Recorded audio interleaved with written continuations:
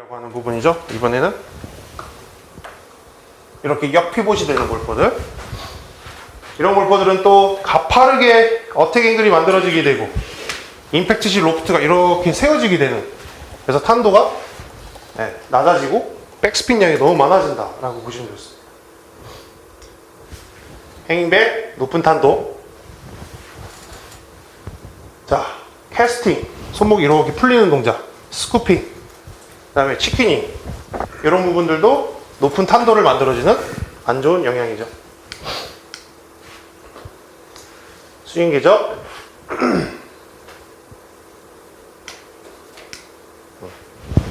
자, 그래서 이제 이런 부분들을 관찰을 같이 해서 좋은 방법으로 만들어져야 되는데, 이제 드라이버 피팅에 대한 목적을 이제 하나씩 설명을 드릴 거예요. 아까는 스윙 이제 캐릭터를 먼저 확인했고, 어떤 스윙 방법에 의해서 공의 탄도가 결정이 되고 구질이 만들어지게 되고 이런 부분들을 우리가 살펴봤죠. 그래서 이제는 정말 장비적인 부분에 대한 그런 설명을 좀 해드리도록 하겠습니다. 드라이버 피팅의 목적은요, 최적의 볼 비행을 통한 최대 비거리를 만들어주는 겁니다. 런치 컨디션이라고 하는 세 가지를 잘 만들고자 하는 거예요. 첫 번째, 볼 스피드, 런치 앵글, 스핀 레이트, 스핀 양이라고 합니다. 그죠? 이 세 가지가 잘 조합이 돼야 최대 비거리를 만들어줄 수 있는 기초가 되게 됩니다. 이 그림은요, 이제부터 좀 잘 기억하시고 이제부터 레슨을 하시게 될 때 골퍼들에게 정확한 정보를 좀 전달해 줄 수 있는 그런 부분들이 되기 때문에 좀 잘 들어주시면 좋을 것 같아요. 클럽은 무게중심이라는 게 항상 존재를 해요.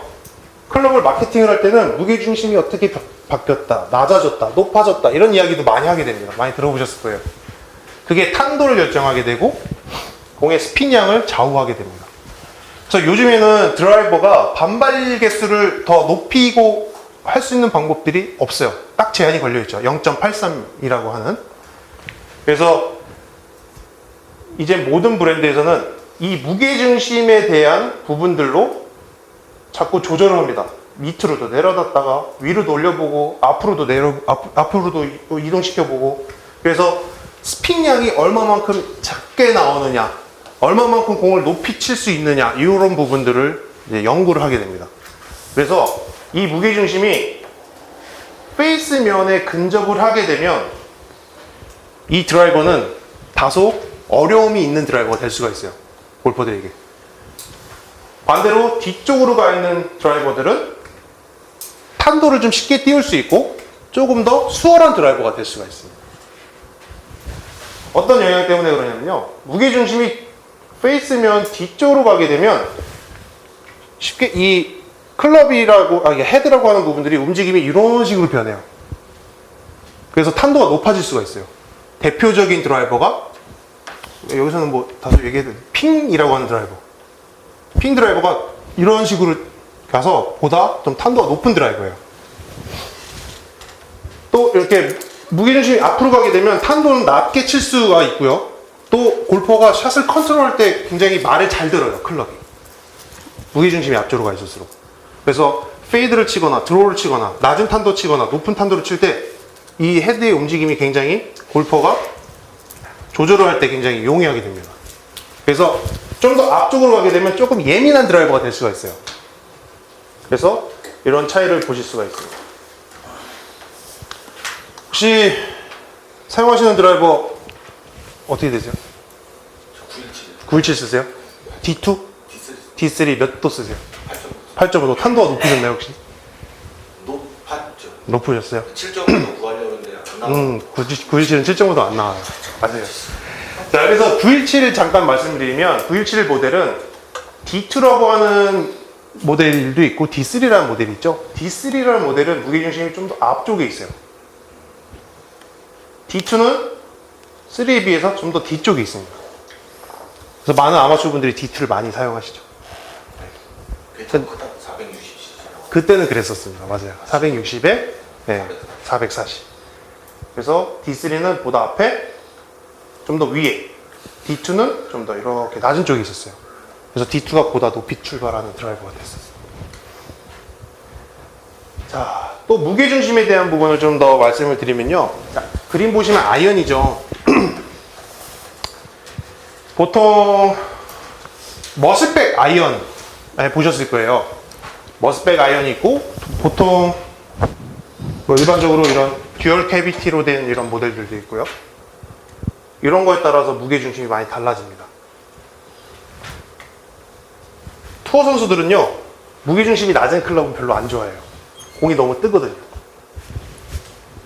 공이 맞는 위치가 이 그러니까 클럽의 무게중심이 공보다 낮은 쪽에 위치를 하게 되면 공을 많이 띄우게 됩니다. 이렇게. 클럽이. 반대로 무게중심 위에가 있고 공하고 무게중심이 동일한 선상에 있게 되면 공의 탄도는 낮아지게 돼요. 그래서 머슬백 아이언이 보통 이 무게중심이 보통 위쪽에 있어요.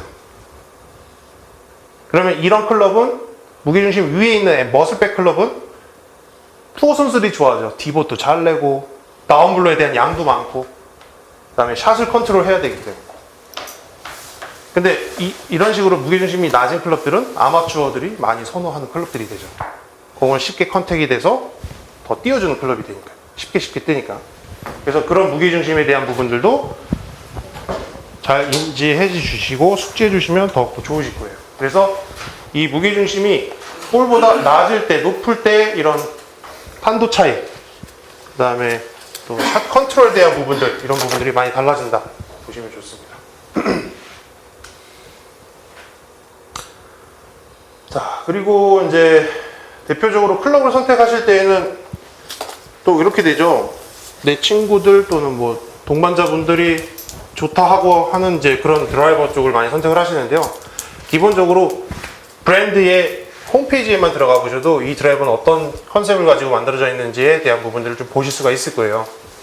그래서 저희 거를 좀 보여드릴 수밖에 없어서 이렇게 좀 그림을 준비했는데, D2라고 하는, 그러니까 917 모델은 460에 여긴 또 440cc였어요. 무게중심 좀 더 앞에 가 있고 무게중심이 뒤가 있는 헤드. 그래서 드로우를 치기에 훨씬 더 유리하다고 되어 있고 917보다 이제 D3보다 좀 더 스핀도 많이 걸리는 드라이버가 됐다고 얘기를 하죠. 그래서 볼이 좀 더 쉽게 떠지는 드라이버예요. 이런 정보들을 잘 알고 계시면 드라이버를 선택하실 때에도 굉장히 좋은 방법이 된다라고 또 말씀드릴 수 있죠. 자, 이 차트는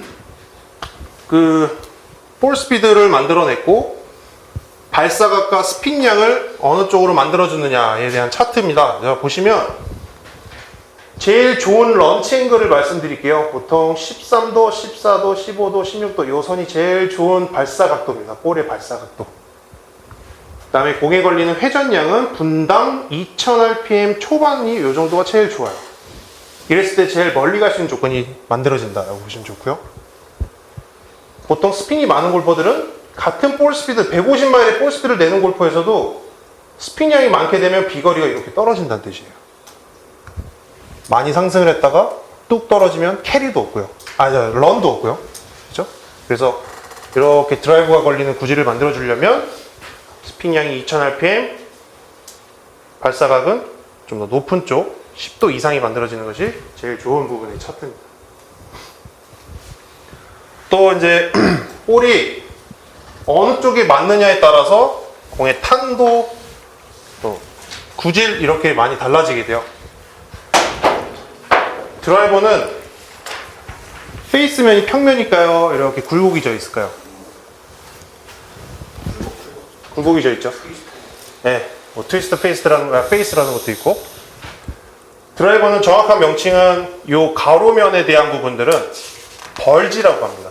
벌지, 이 부분은 롤이라고 이야기를 해요. 그래서 원 안에 접촉되어 있는 면이라고 보시면 좋습니다. 이렇게 원 안에 접촉되어 있고 또 이렇게 원 안에 접촉이 되어 있는 페이스 면이에요. 둥글게 생긴 거죠. 그래서 맞는 위치에 따라서 공의 탄도와 구질이 만들어지게 돼요. 자, 먼저 한번 볼까요? 자, 토우라고 하는 부분들이 이 바깥쪽이죠. 그래서 바깥쪽에 맞는 골퍼들을 한번 볼게요. 그러면 발사각이 높아진다라고 되어 있습니다. 높은 지점, 이 부분. 백스핀량이 적어지고 드로우 스핀이 높아진다.